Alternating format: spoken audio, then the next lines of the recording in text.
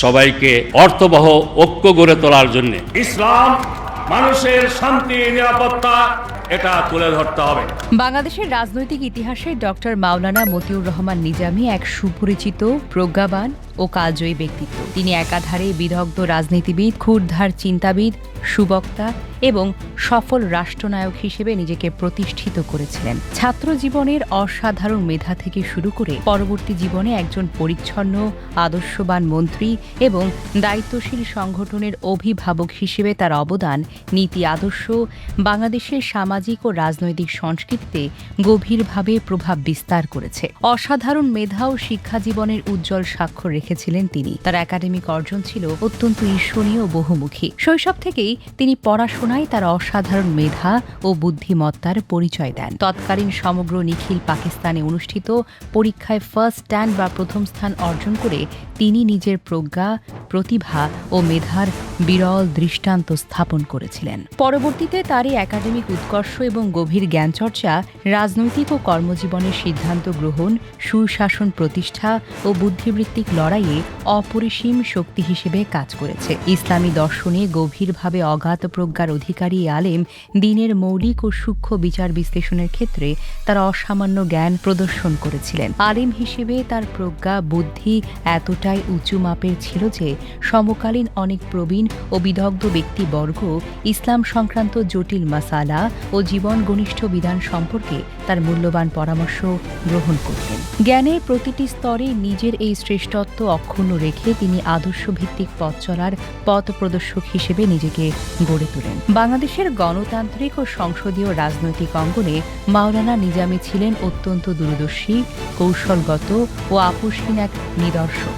বাংলাদেশ জামায়াতে ইসলামের প্রধান অভিভাবক হিসেবে যেমন, তেমনি দুইবারে নির্বাচিত জাতীয় সংসদ সদস্য হিসেবেও তিনি সংসদীয় কার্যক্রমে অত্যন্ত প্রভাবশালী, যুক্তিনিষ্ঠ ও বুদ্ধিদীপ্ত ভূমিকা পালন করেছিলেন। সংসদের ভেতরের তর্কে বিতর্কে কিংবা বাহিরের প্রকাশ্য ময়দানে দেশের সার্বভৌমত্ব রক্ষা, সাধারণ মানুষের মৌলিক অধিকার নিশ্চিতকরণ এবং সুশাসন প্রতিষ্ঠার প্রশ্নে তার কণ্ঠস্বর ছিল সব সময় জোরালো ও স্পষ্ট।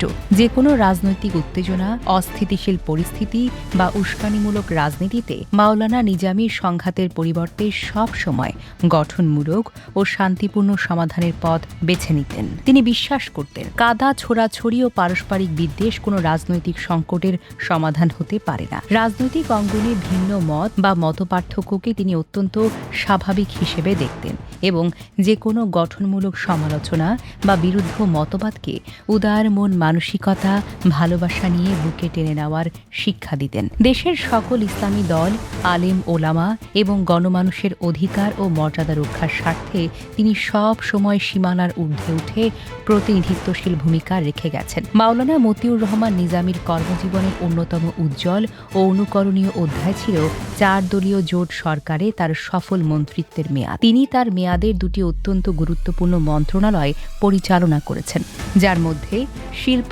মন্ত্রণালয়ের দায়িত্ব পালনকালীন সাফল্য বিশ্ব ও জাতীয় প্রেক্ষাপটে নজিরবিহীন দৃষ্টান্ত তৈরি করেছিল। তিনি যখন শিল্প মন্ত্রণালয়ের দায়িত্ব গ্রহণ করেন তখন দেশের শিল্প খাত, বিশেষ করে Bangladesh sugar and food company সহ একাধিক রাষ্ট্রায়ত্ত শিল্প প্রতিষ্ঠান শত শত কোটি টাকার লোকসানে জর্জরিত ছিল। সরকারি এসব প্রতিষ্ঠানে প্রশাসনিক দুর্নীতি ও অব্যবস্থাপনা ছিল নিত্যদিনের চিত্র। কিন্তু দায়িত্ব গ্রহণের পর মাওলানা নিজামী দুর্নীতির বিরুদ্ধে জিরো টলারেন্স নীতি গ্রহণ করেন এবং প্রশাসনিক কার্যক্রমে পূর্ণ স্বচ্ছতা ও জবাবদিহিতা নিশ্চিত করেন। তার দূরদর্শী ও সততা ভিত্তিক কার্যকর পদক্ষেপে মাত্র কয়েক বছরের ব্যবধানে লোকসানি সেই শিল্প খাত বিপুল অঙ্কের মুনাফাজনিত খাতে পরিণত হয়। কিন্তু তার প্রশাসনিক সততার সবচেয়ে বড় ও বিস্ময়কর দৃষ্টান্ত ছিল বছরের শেষে উন্নয়ন ও কেনাকাটার কাজ সুচারুরূপে সম্পন্ন করার পর উদ্ধৃত অবশিষ্ট সরকারি অর্থ ফেরত দেওয়ার ঘটনা। রাষ্ট্রীয় কেনাকাটা, শিল্প কারখানার অবকাঠামোগত উন্নয়ন কাজ সফলভাবে সম্পন্ন করার পর যে কোটি কোটি টাকা বেঁচে গিয়েছিল, মাওলানা নিজামী তা স্বহস্তে কাগজে হিসেব করে রাষ্ট্রীয় কোষাগারে জমা করে দেন। বাংলাদেশের ইতিহাসে প্রশাসনিক ও রাজনৈতিকভাবে একজন মন্ত্রীর এই অনন্য সত্যতা, স্বচ্ছতা ও নির্লোভ মানসিকতার দ্বিতীয় কোনো নজির পাওয়া যায় না। তার দীর্ঘ মন্ত্রিত্ব, প্রশাসনিক ক্যারিয়ারের সততার উপর এতটুকু আছর ফেলা এবং একটি একটি টাকারও দুর্নীতির অভিযোগ প্রমাণ করা কারো সাপেক্ষে সম্ভব হয়নি। জাতীয় সংসদে সংবিধানের মৌলিক কাঠামো ও জন আকাঙ্ক্ষা রক্ষায় মাওলানা নিজামী সর্বদাই সোচ্চার ছিলেন। দেশের ইতিহাস, ঐতিহ্য, সর্বস্তরের মানুষের ধর্মীয় অনুভূতি রক্ষায় তিনি স্পষ্ট ভাষায় তার সকল যুক্তি তুলে ধরতেন। দেশে ইসলামী মূল্যবোধ প্রতিষ্ঠা, সমাজ ব্যবস্থার সংস্কার এবং ন্যায়ভিত্তিক বিচার ব্যবস্থা কায়েমের জন্য তিনি আজীবন সংগ্রাম করে গেছেন। তিনি বিশ্বাস করতেন, শুধু আইন বা শাসন দিয়ে মানুষের নৈতিক চরিত্রের পরিবর্তন করা সম্ভব নয়। ঈমানি চেতনা, আধ্যাত্মিক মূল্যবোধ জাগ্রত করাই হল অপরাধমুক্ত সমাজ গঠনের মূল হাতিয়ার। একই সঙ্গে সমকালীন রাজনীতির গতি প্রকৃতি, সহকর্মীদের প্রতি তার সম্মান, পারস্পরিক সৌহার্দ্য তাকে সবার প্রিয় করে তুলেছিল। সংসদের বাহিরে অন্যান্য দলের সংসদ সদস্যরাও তাকে একজন উচ্চমানের মানুষ, অত্যন্ত দায়িত্বশীল, পরিচ্ছন্ন, ভদ্র এবং দক্ষ মন্ত্রী হিসেবে শ্রদ্ধার সঙ্গে বারবার স্মরণ করেন। ব্যক্তিগত পারিবারিক জীবনেও ডক্টর মাওলানা মতিউর রহমান নিজামী ছিলেন এক অনুকরণীয় ব্যক্তিত্ব। রাজনৈতিক, সামাজিক চরম ব্যস্ততার মাঝেও তিনি পারিবারিক দায়িত্ব পূর্ণ নিষ্ঠার সঙ্গে পালন করেছেন। সাধারণ জীবনযাপন ও অনাড়ম্বর আচরণের মধ্য দিয়ে তিনি তার পরিবার ও সন্তানদের সৎ, শিক্ষিত এবং আদর্শবান হিসেবে গড়ে তোলেন। তার প্রতিটি সন্তান আজ সমাজ ও নিজ নিজ কর্মক্ষেত্রে অত্যন্ত উজ্জ্বল এবং প্রতিষ্ঠিত। তার সুযোগ্য সন্তানরা যুক্তরাজ্যে ও বিশ্বমানের বিশ্ববিদ্যালয় থেকে ব্যারিস্টার, ডক্টরেট ডিগ্রি অর্জন করেছেন।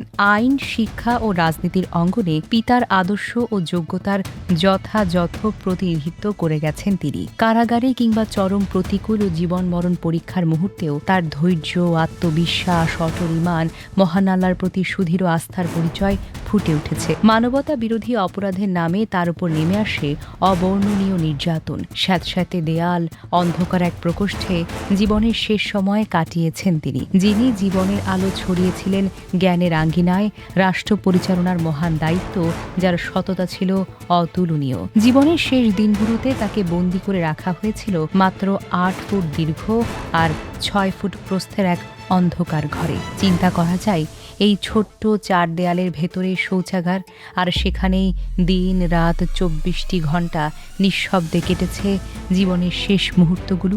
যে মানুষটি সারা জীবন কোটি মানুষের ভালোবাসায় ভেসেছেন, জীবনের শেষক্ষণে তাকে কাটাতে হয়েছে চরম একাকিত্বে। প্রিয় পরিবার, কলিজার টুকরো সন্তান আর শত শত সহযোদ্ধাদের থেকে বিচ্ছিন্ন করে রাখা হয়েছিল তাকে। এমনকি বিদায়ের সেই চরম মুহূর্তেও যখন তিনি চারপাশে তাকিয়েছিলেন, ডানে বামে, সামনে পেছনে কাউকে পায়নি তিনি। তাকে সহ্য করতে হয়েছে মিথ্যা মামলা, রাজনৈতিক প্রতিহিংসার নির্মম কষাঘাত আর সাজানো নাটকে বিশ্বজুড়ে চলা অপপ্রচারের শিকার। মানবতার দোহাই দেওয়া হলেও ভেতরে ভেতরে চুরমার করে দেওয়া হয়েছিল ন্যূনতম মানবিক অধিকারকে। কিন্তু এত নির্যাতন, এত বন্দিত্ব, এত অন্যায় কি ভেঙে ফেলতে পেরেছিল তার আত্মাকে? না।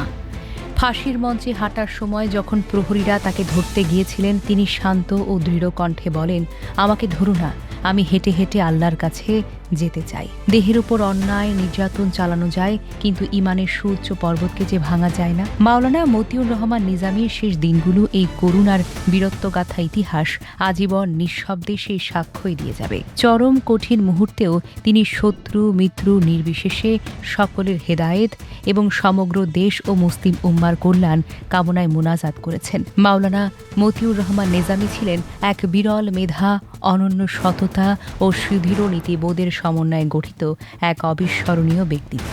ছাত্র জীবনের বিরল গৌরব থেকে শুরু করে মন্ত্রী হিসেবে রাষ্ট্রীয় কোষাগারে পাহারাদার হওয়া এবং সংগঠনের একনিষ্ঠ অভিভাবক থেকে পারিবারিক জীবনে আদর্শ পিতা হওয়া পর্যন্ত প্রতিটি পদক্ষেপে তিনি যোগ্যতার অসামান্য দৃষ্টান্ত রেখে গেছেন। তার পরিচ্ছন্ন সততা, প্রজ্ঞা, গণতান্ত্রিক মূল্যবোধ এবং সুশাসনের উদাহরণ বাংলাদেশের রাজনৈতিক ইতিহাসে চিরভাস্কর ও অনুকরণীয় হয়ে থাকবে।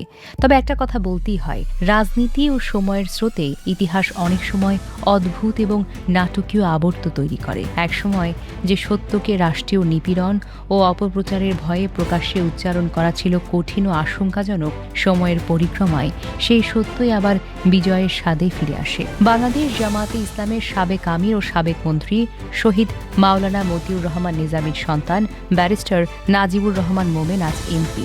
রাজনৈতিক প্রেক্ষাপটে যখন অন্যায়ভাবে নির্মমভাবে সাজানো বিচার প্রক্রিয়া ও চরম অপপ্রচারের মাধ্যমে মাওলানা মতিউর রহমান নিজামীকে কালিমালিপ্ত ও মৃত্যুদণ্ড দেওয়া হয়েছিল, তখন তার পরিবারের উপর নেমে এসেছিল অবর্ণনীয় দুর্ভোগ। রাজনৈতিক প্রতিহিংসার সে কালবেলায় তার সন্তানদের নিজেদের আত্মপরিচয় ও পারিবারিক ঐতিহ্য প্রকাশ করাও ছিল এক ধরনের নিরাপত্তার ঝুঁকি। পিতার পরিচয়কে বুকে চেপে ধরে নীরবে সহ্য করতে হয়েছে সামাজিক ও রাজনৈতিক বঞ্চনা। যে পিতা ছিলেন দেশের সফল মন্ত্রী, সুবক্তা ও অনন্য সততার প্রতীক, তার নামটি উচ্চারণ করতেও তৎকালীন সামাজিক ও রাজনৈতিক পরিস্থিতির কারণে সন্তানকে নানা প্রতিকূলতার মুখোমুখি হতে হয়েছিল। কিন্তু সময়ের চাকা চিরকাল এক জায়গায় থেমে থাকে না। জনগণের সত্যবোধ এবং ভালোবাসার কাছে সব অপপ্রচার ও চক্রান্ত একসময় ধূলিসাৎ হয়ে যায়। ব্যারিস্টার নাজিবুর রহমান মোমেন তার মেধা, সর্বোচ্চ শিক্ষা, ধর্মীয় প্রজ্ঞা ও শালীন ব্যক্তিত্ব নিয়ে জনমনে স্থান করে নিয়েছেন। বিদেশ থেকে উচ্চশিক্ষা অর্জন করে ব্যারিস্টার হয়েও তিনি